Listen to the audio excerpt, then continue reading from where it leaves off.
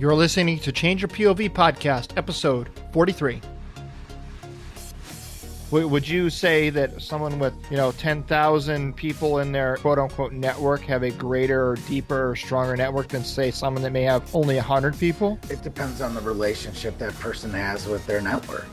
If they're on there adding value to the people in their network, then by all means, they've got...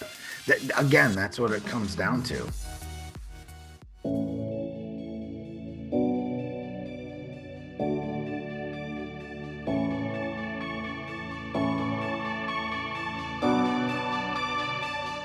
Welcome to Change Your POV podcast, helping you navigate transitions in your life, like entering and exiting college or the military, changing jobs or careers, and providing you with the coaching and mentorship needed to help you advance in your personal or professional life.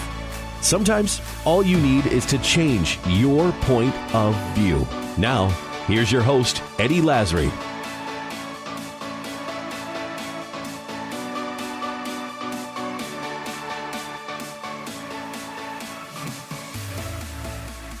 Welcome to Change Your POV podcast. This week's rant, I'm with Bennett Tanton, and we're kicking around current military, social media, and networking. If you haven't done so already, I recommend heading back in time and checking out the two previous episodes in this 5-part series. Episode 39, we talk about the I Love Me book. Episode 41, we talk about education while you're in the service. This week, social media and networking. Next week, we're going to talk about preparing to separate. And finally, the final and 5th episode in this series, we're going to talk about expectations for the currently serving military member of all branches. So with that, welcome, Bennett. How you doing? I am grand. Grand. I love it. Nice. So we were just talking at the top of the show before we started recording how service members today don't do a very good job of social media networking, or at least just have a good awareness of their digital presence online. Now, back when Bennett was in the military, I think I said that you were watching black and white TV. No, did you guys sit around the radio and listen to the news? Yeah. Paul Harvey. Right. Yeah, Paul Harvey. Paul Harvey. Good day. Good day. Good day. Yeah, but I mean, I got out in 2005 and granted there was internet and there was social media and there was networking online and all that back then, but not so much as heavy as it is today, nor as heavy as it's going to become in the future, I'm afraid. But so, and I really wanted to talk about this topic because recently I gave a class to a local university of student veterans. And I never met any of them before. I got the list of the names of the students ahead of time. And so what I wanted to do is, Bennett, when you're in college, right? What's the first day of every class? How does it usually go? Well, half the class isn't even there. Okay. First off. But then, it's basically just, everyone's trying to get the lay of the land. And yeah. So what's the first thing the instructor or professor has the class do? Like, what's the first order of business? Introduction or the syllabus. Well, okay. So they do the syllabus and then what? You already said it. The introductions. The introduction. And how does that usually go? Ugly. Yeah. Everyone gets up and tells a little bit about themselves. And they're all right? stuttering and stammering. Yeah. Because none of them want to talk in public and right. Yada, yada, and yada. It's the typical, where are you from? What's your major? How many classes you got left to graduate? Right. Right. Same yeah, stuff. Exactly. It's always the same. Yeah, it's always the same. And you end up doing it every single class. I did it for my undergrad. I did it for my master's program. And it was just, it became so redundant. I literally had like a canned thing that I would say because it was just so, right. It was so monotonous. Yeah. And nobody, and unfortunately, that's a good opportunity to really meet people and kind of network. That's like the beginning of a network. But everyone's just like, really? We got to do this again? So everybody kind of goes through the motions. They do their thing. And, the class begins and everybody forgets everything that everybody said, basically. So what I wanted to do is I still wanted to have everyone be introduced, but I wanted to do a little bit different. And my particular class that I taught was on the core course was on converting military experience and language into civilian language, basically how to convert your military jargon and lingo and acronyms and all that and job skills, responsibilities and all that into something that corporate America could understand. And so part of the class is to help them understand the importance of social media. And so what I did was, instead of having everybody kind of get up and do their own little, tell me a little bit about yourself, I got, like I said, I got the names of the students ahead of time, and I created on the PowerPoint slide, I created a slide for each of the students, and I carved out some time for each student. I think I spent maybe 40 minutes for each student. There was 6 of them, so it wasn't a whole lot of time, but it was still a good amount of time. And I looked at each student and I said to myself, okay, I don't know this person, but I'm going to pretend that I am a hiring manager or a recruiter for a company, and I'm going to find out as much as I can about this person just by utilizing online, tools, social media and otherwise. And that's what I did. So I created a slide and I went and I did some searches in Google, and I found pictures. I found people on LinkedIn and on Facebook. Anywhere I could find the student, I would capture as much as I could, and I just made bullet statements for each student underneath their picture and their name. And I went ahead and I made inferences about each student.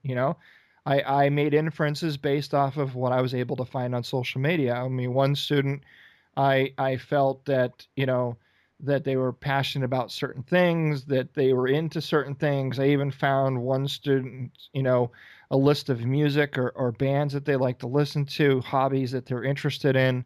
I even got into a little bit of one student's kind of political views, and I put it all together. And so at the very beginning of the class, I said, all right, everybody's a student here. Everybody knows what comes next. And everybody kind of nods their head. Yeah, yeah. And I said, instead of everybody getting up and introducing themselves, I'm going to introduce you instead. And I explained to them what I did. So I popped up the first slide, and it was the first student. And you should see the jaws hit the People are like, floor. no. Oh, they were just completely beside themselves. I went through every bullet statement, and at the end, I put basically an improvement statement at the end, and I said, this is what my inference was about you, and this is what I think you can do to improve your online presence. And I asked each student, I was like, how accurate was I in this assessment? Did I nail down your hopes, your dreams, your passions, what you did, where you worked previously, maybe some friends? I even got one student, I knew what color her cat was. I knew that, she flew a flag in her backyard. I mean, you call it creepy a little bit, but hey, I found out, I even got on some people's networks and I asked people in their network about them. I said, from a prospective hiring manager's perspective, what can you tell me about this individual? Give me some pros, give me some things that this person could perhaps work on. And I got some feedback from people from their network, and I think it was an eye-opening experience for them. And one of the students said to me, it was absolutely just astonishing to see what you're able to get for information without knowing me. And I asked them, I was like, Like well, what? What did they expect? I mean, well, that's the seriously. thing is, well, here's the thing, right?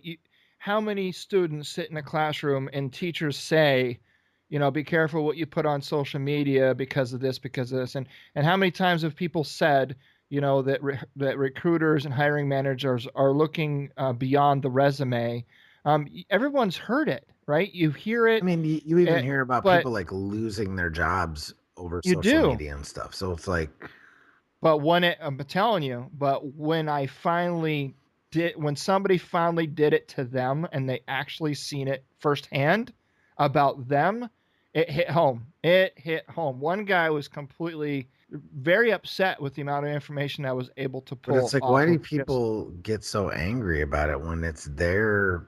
they're putting it out there. It's like I know I mean, that. like I like know. I know what happens when my name is Googled, Hmm. and it's crazy. I mean, because I put it all out there. It's one of those things as I try, you know what I mean? It's just part of Yeah. the being in part of this industry and whatnot, and I'm trying to be as authentic as possible. Right. So Well, I mean, you and I live in this space, so we know the power of social media. We know the power of networking and what the internet can and can't do for us. And I think a lot of people deep down inside also know it too, and they hear stories. But it's like when you hear about the girl that gets kidnapped in the yeah, I parking mean, lot of of course. Walmart. Everybody's like, "Oh, that'll never happen to me," right? Until it happens to you, you don't Right. really see the value in it. Yeah. And that was kind of the whole point of the exercise, is to really kind of show people that, hey, what you put out there can benefit you. Now again, it's a two-edged sword. It really is. You could have things out there in the internet that work to your favor and will help you out in terms of job, self promotion and finding a job and networking and all of that. But there are also things that you can put out there that are damaging. Oh, yeah, of And, course. And at the end of the day though, you control that. Now, absolutely. when I say that, there's a caveat is that you don't control necessarily what's put on the internet or put on social media, but you damn well control what is done with you on it. So, Right. meaning naked pictures, videos, things like that, or things that you do. Hmm. Again, you have to kind of check what you're doing, especially if you're living if you put everything on Facebook or Instagram or Twitter or whatever. Hmm. You better expect that your friends also do the same. And if you're there behaving badly, what was that girl a few years ago that like flipped off the "please be quiet" at Arlington? Oh, right. She Yeah, I know what lost her you're talking about. job, like basically, Yeah. like ruined her life. Right. Yeah. Another instance that I've read about is a girl that made a offhanded comment about race or something before she got on a Twitter comment before she Hmm. got on an 11-hour flight to South Africa. And unfortunately, a reporter from Gawker, I think is what it was, got a Hmm. hold of this tweet and basically in the span of 11 hours ruined this girl's life. Yeah. Oh, yeah. With literally, she said she literally typed like 11 words and it ruined her Wow. life. So, And some would say, but that's not fair, oh, right? it's not. Frankly, it's not because, Right. but you have this dog pile effect because people again they think they're anonymous on the internet Yeah. and it's bullying is what it Yeah. is. At the end of the day, Right. it's bullying. But so you've got to look at it though from an employer standpoint. Employers, no matter how big or how small, they have an image to uphold as well with their customers, right? If I am a business, let's say I'm a business to business company, and you work for the other business that I'm trying to do business with, and all of a sudden I just happen to catch wind of or see some offhanded social media posts that you make, I'm going to have an opinion about that company. Now, I mean, is it fair that one person is now basically the face of the company? No, that's not fair. However, look at the Subway guy. What's his name? The dude that lost all that weight. Jared. Jared, right? I mean, he was the face of Subway forever.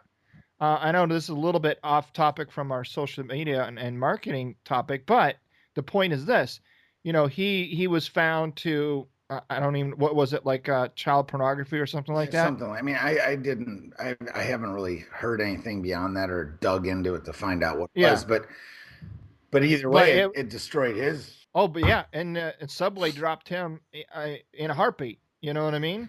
And Subway completely washed their hands of him because they didn't want something like that to be associated with their brand and with their name. Your Um, behavior has consequences. It does.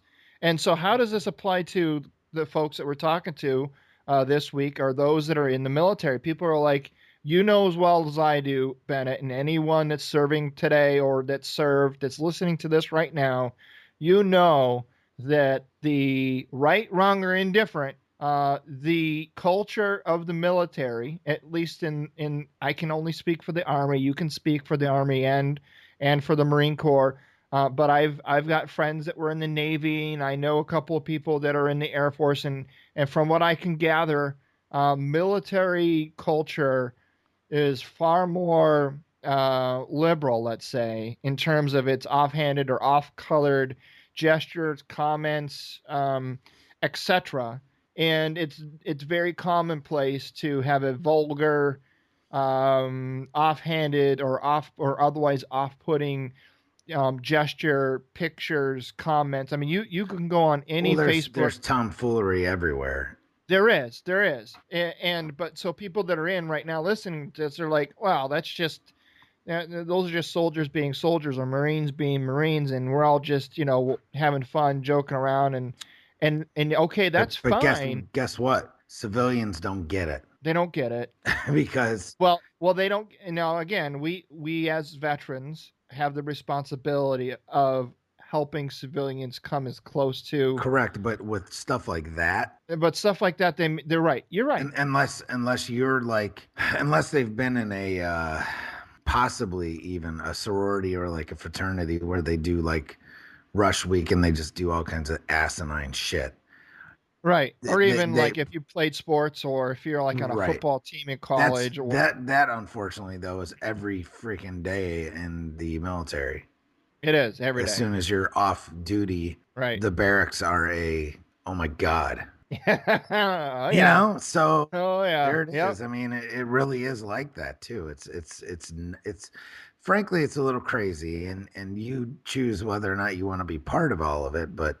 Yeah. But damn, Yeah, very crazy. So the point is this, everyone listening to this that are in, they're like, but that's not going to hurt me. I'm the the team chiefs, the squad leader, platoon sergeant, the company commander, whatever. And that's kind of the way that the military is, and it's accepted. And you're right, it is the way that the military is, and it may be accepted. However, there will come a day when you will take that uniform off and you will go out into the civilian world as a veteran and you will look for employment or you will try to start your own business and look for somebody to back you financially.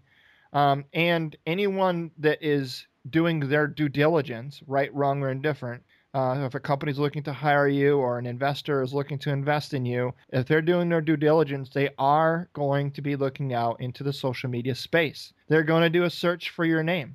And I used to be upset about this when I found out that companies were looking at me or were looking at more than just my resume that I submitted. They looked at my resume, and if they were serious, they looked at my all of my social media platform profiles, etc. right? And I thought that was unfair. That's not I'm applying to a position.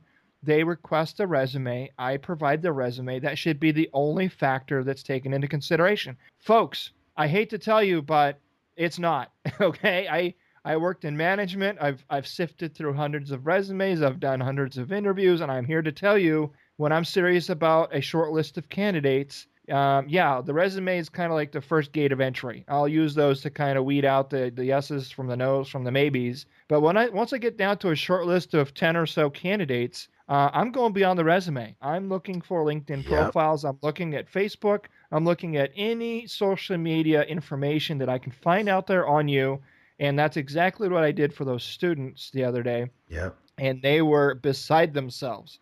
So will you be and the thing about it is if a company, not if, but when a company does that, and they find something or they stumble across something that doesn't quite sit well with them, you're just not going to get moved on to the next round. You're not going to be called in for a phone interview or a face-to-face interview.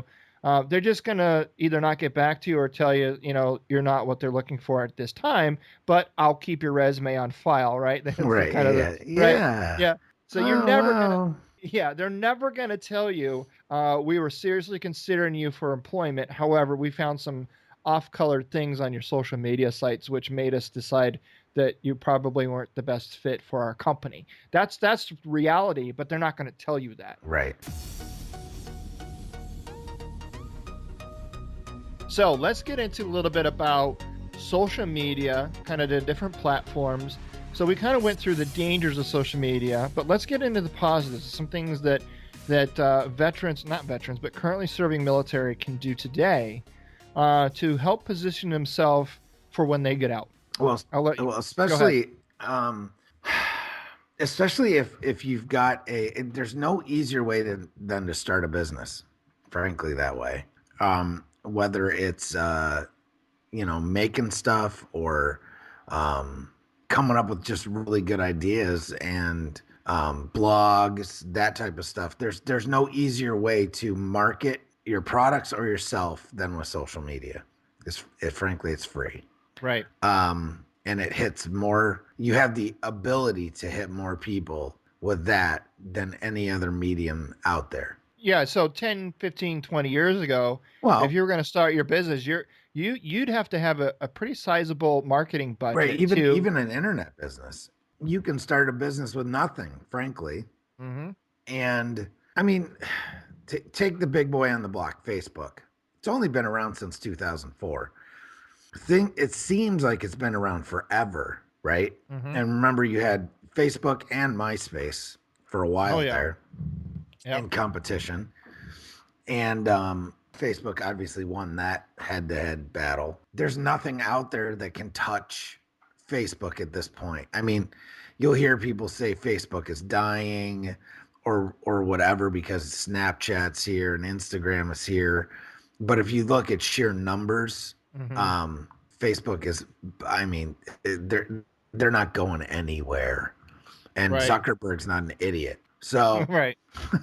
So they're expanding and all that. I mean, everything that they own is pretty amazing. So, mm-hmm. And unfortunately, what I don't think a lot of people understand either is Facebook owns Instagram. Right. And they own LinkedIn. Mm-hmm. So, and if I'm not mistaken, I think they own a big chunk of Twitter. So they are social media. Right. Right. So it would behoove you that if this is something that you feel that could influence, help influence, if you want to have influence and you want to get your product or your name or whatever, even if you're still in the military, to build your brand, the best way to do it is through social media, and starting with Facebook is always a good place to start. So let's talk a little bit about networking. So in your opinion, right, what does networking mean to you? For me, I talk to a lot of people on a daily basis on Facebook. Now I say talk, but I'm typing with a lot of people on Facebook. Mm-hmm. I'm engaging people on different posts and whatnot. But for me, the best way that I have found to get connections and to network, the single largest thing is to add value, give value to other people. Mm-hmm. And if you can do that, and you can figure out how to do that for individual people, because again, like you said, I can pretty much find out whatever I need to about just about anybody. As long as they've got a Facebook profile, I can find out a lot. I mean, a lot from just that, even if they have a private profile. Sure. If they've got a couple of pictures with people in it, mm-hmm. It's not hard to figure out who those people are. Right. And then you check out their profiles and vice versa. So, when you talk about laser focusing marketing and stuff like that, you can figure out what people want and what people like and who your target audience is and who your audience is. But that's the way I look at networking. It's just a way to expand your influence. But the best way to do that is by adding value to, like if someone actually has a problem and they ask for advice on the internet or on Facebook or social media, even if you don't know the answer, go out and find the resource that can give them the answer and give them that resource. That's networking to me. It's not like traditional networking where you go to like a networking event and people walk around and just hand out their freaking business card. Right, no, because nowadays business is about relationships. Yes. So don't just walk into a room and be like, here I am, this is what I do, and have this abject, arrogance that people are going to be like, wow, man, you're awesome. Here, let me give you my business card and yada. No, you got to get out there in the trenches and talk to people. And really, what you should do is actually try to build a relationship with the person. And then who knows what'll happen down the road. But this happens with influencers as well. So people you want to have access to. Mm-hmm. If you can find a way to, like, take Richard Branson. I always hear entrepreneurs, I want to, meet Richard Branson. I want to talk to Richard Branson. Well, go out, find a way that you can add value to Richard Branson's world and introduce yourself. Mm-hmm. But don't ask for anything. Just add value. Sooner or later, what you want will come back to you. Right. So that, to me, in this day and age, is true networking. And frankly, it's easier to do on social media than any other medium ever given, because there's no face-to-face, there's no excuse to not, oh, I'm an introvert, I can't talk to people. Well, you can online.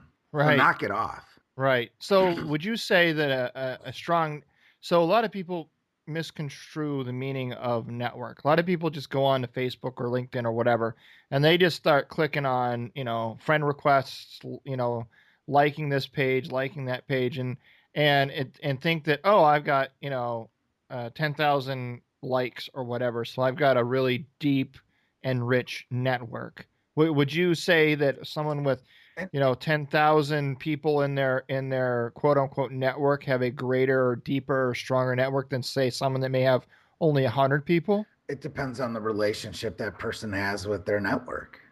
Mm. If they're on there adding value to the people in their network, then by all means, they've got, again, that's what it comes down to.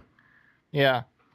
It's because that's influence. Right. Because people actually take you seriously then. People don't take the guy seriously that goes out and just, hey, if you friend me, I'll friend you. Right. Or if you listen to my podcast and give me a review, then I'll listen to yours and give you a review, which sometimes that's needed. But if their podcast is really good, then, and you think that they're a cool person, foster that relationship and you'll get way more out of it. Right. So some of it's very labor intensive, especially with Facebook. But when you're when you're starting out, that's what you have to do. Well, I think any networking, whether it's on Facebook, LinkedIn, any other social media site, or even in person, networking is a long game. It's not a short game. It's about building, developing, and fostering relationships. And here's a perfect example. I'll leave the guy's name off of it. I'm reading an actual an account. This is through my LinkedIn account.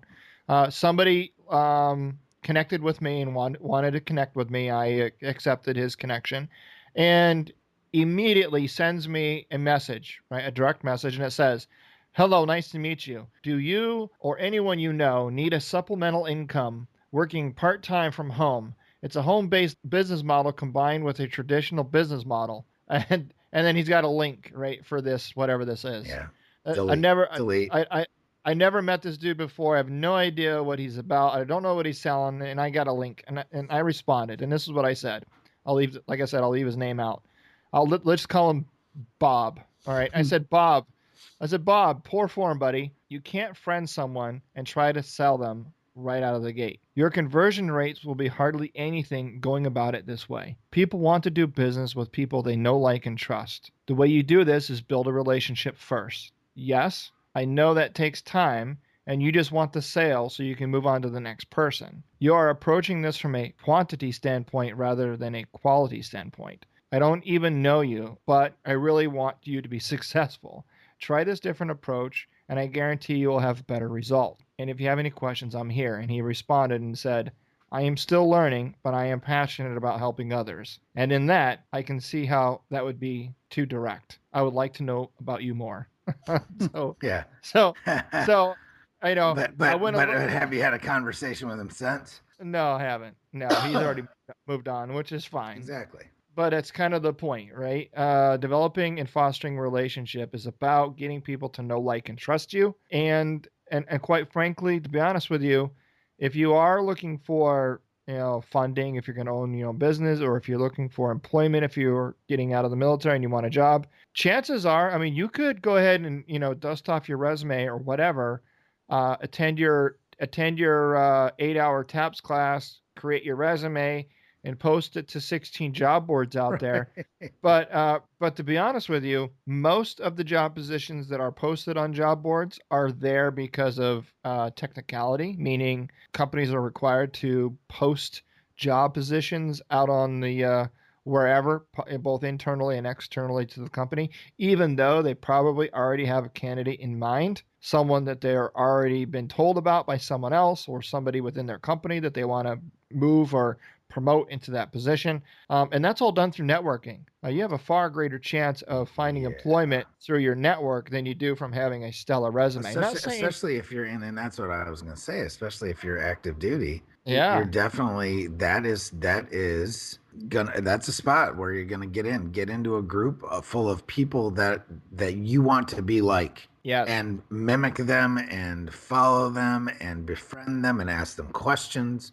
People are always willing to help a brother out. right. So And I guess the one thing that I want before we get too deep into this, because I wanted to bring forth an analogy that I think explains the guy that you were talking about that approached you on LinkedIn like that. yeah, Is I call them pearl hunters.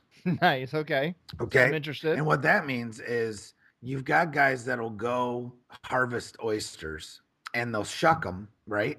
And the only thing that they're doing is looking for the pearl. Right. And they toss the rest of the oyster, Even though it's perfectly even though good it's oyster. perfectly good oyster, right? But Mm-hmm. then you've got the guy who farms oysters and he brings in buckets of oysters and sells the buckets, Right. the whole oyster, without shucking and ruining the oyster.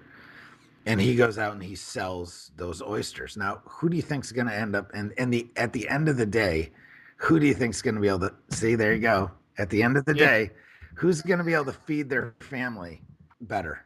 Probably the guy that's just collecting the oysters and selling the oysters instead of chucking them and looking for the pearl. Because he actually has the long game in view instead of Right. trying to make a quick buck. Right. I mean, That's a good analogy. I like that. it makes a lot of sense to me the first time. Mhm. If you're just shucking oysters and looking for that pearl, you're overlooking the rest of the entire oyster, which I'm a big fan of oysters, but just saying, it's No, just that's the good. analogy of don't be a pearl hunter, be an oyster farmer, or be an oyster Right. fisherman is what you would say. Mm. And yeah. That's cool, man.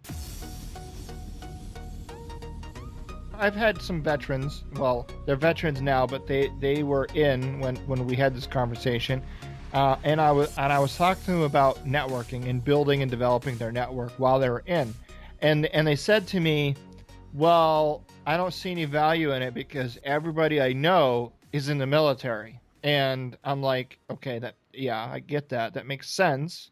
Because what they're doing, they're thinking about, the value of a network is to have relationships with people that I could potentially get a job from when I get out of the military. Why would I want to build my network with a bunch of people that are in the military? Because people in the military can't offer me a job on the outside of the military, right? So, well, let's peel back that onion for a second and really see the validity of that. And that is this. Again, everyone gets out of the military at some point in their career, right? So there are people that I knew when I was in that got out and started their own business somewhere and became successful, but I didn't have them in my network. So when I finally did get out of the military and I didn't have a job, I didn't have their contact information. I didn't keep in contact with them. I didn't develop and foster that relationship. So even though they were a successful business, person, they probably had a need to fill a position that I could have potentially filled for them. But we lost contact. Now let's go one step further. Now I'm out of the military. I'm 12 years out of the military now. And let's say I had a job, or let's say I worked at a company that knew that there was a position.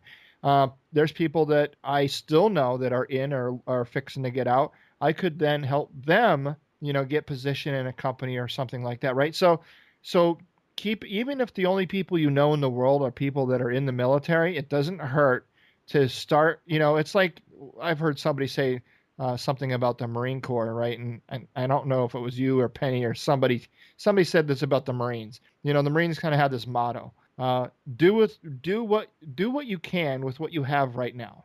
Right. So you could sit there and bitch and cry and complain that you don't have the latest M4 in your kit, right? You're stuck with this old ratty Vietnam era M16 or some shit, right?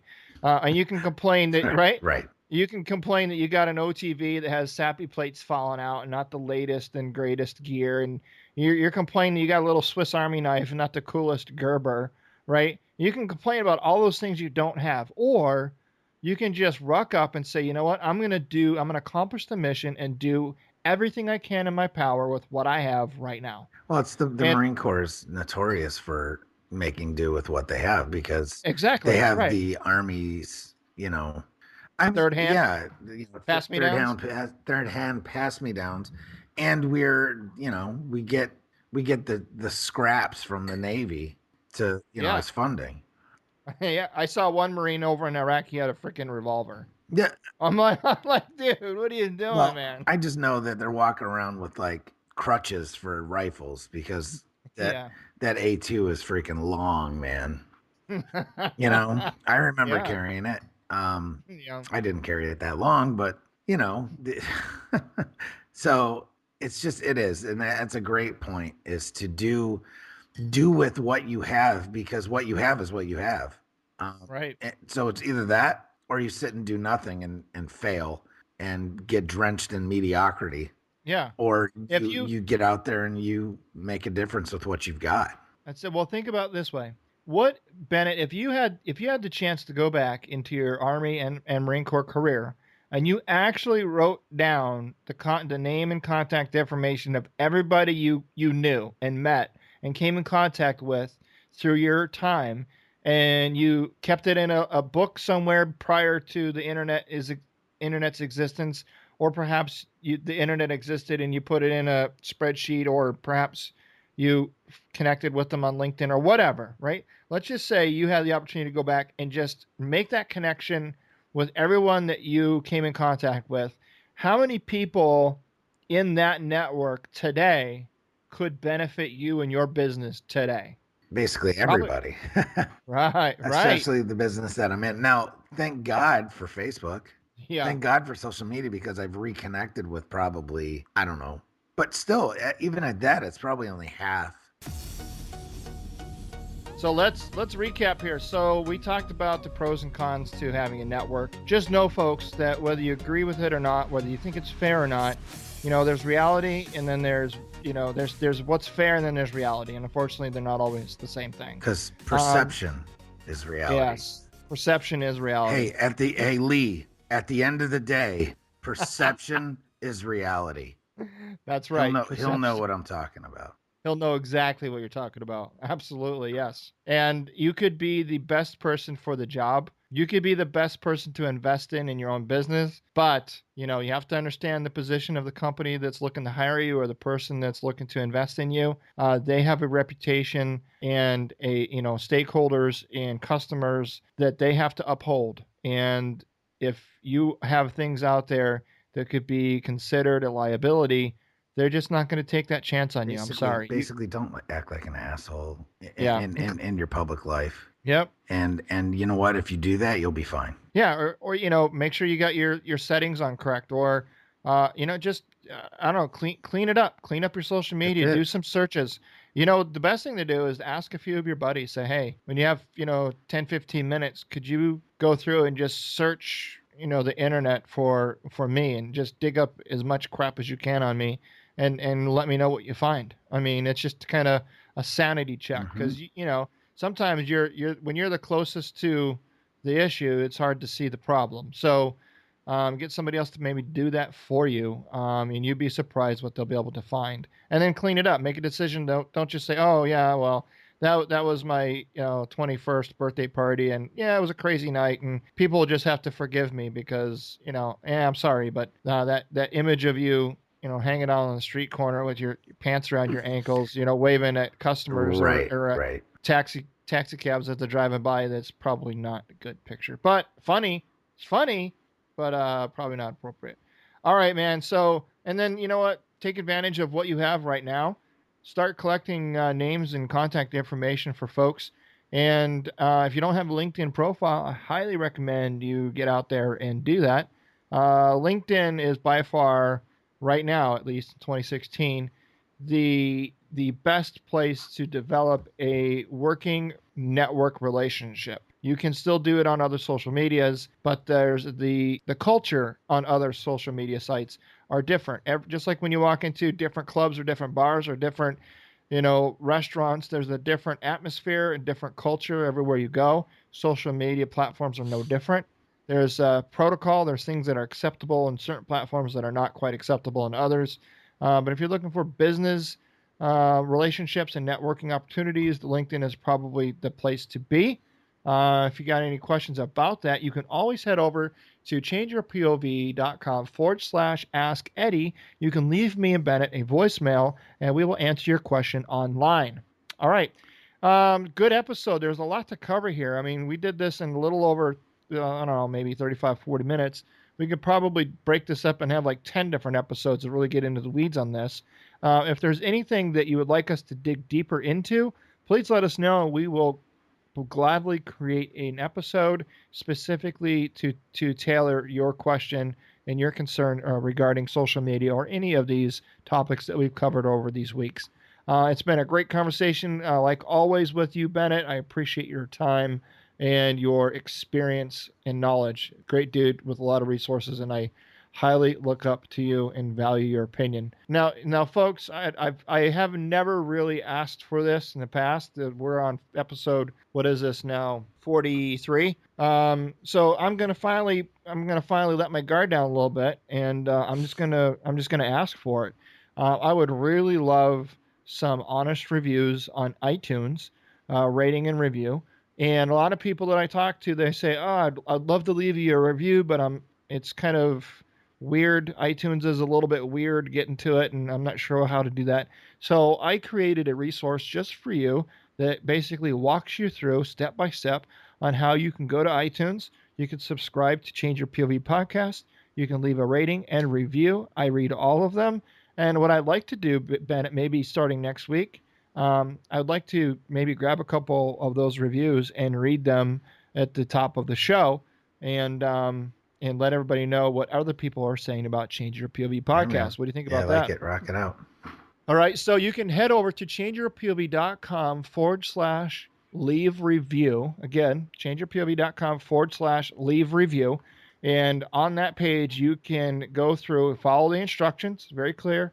I got screenshots on there, and you just follow the instructions and you head on over there and leave me a review. I greatly appreciate it. That'll help me and Bennett know what we're doing good, what we could work on and do better. And we just want to provide you the best content week after week, as much as possible to service you, the listener. Because Bennett and I, we talk all the time anyway. And so if we wanted to just talk about this stuff between us two, then we could do that. But this show isn't really about us. It's about you, the listener. So thanks for your time and having us in your earbuds, in your head, and listening to us week after week. So with that, thanks, Bennett. And I will see you again next week. Take care. Take care, guys and girls. You can find all of what we talked about in today's episode over at changeyourpov.com/episode 43.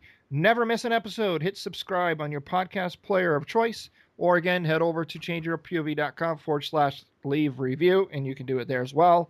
If you want to reach out to me directly, you can email me as well at eddie@changeyourpov.com. I would love to hear from you. Until next time.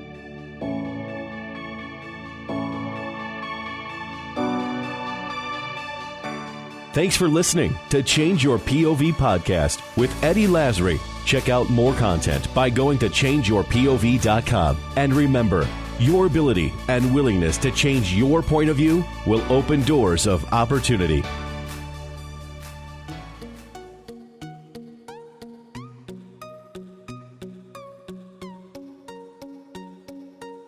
So how we doing? Good. At the end of the day. At the end of the day. Shit. I know I say it. I know I say it a lot. That needs to be like your tagline, like Bennett Tatton at the end of the day. Right. I dig it, man. I mean, He says at the end of the day, one more time. He goes, if Bennett says at the end of the day, one more time. I know. I'm like, And yeah. I know I say it. I know I do. And it's like, ooh. It's like your calling card, man.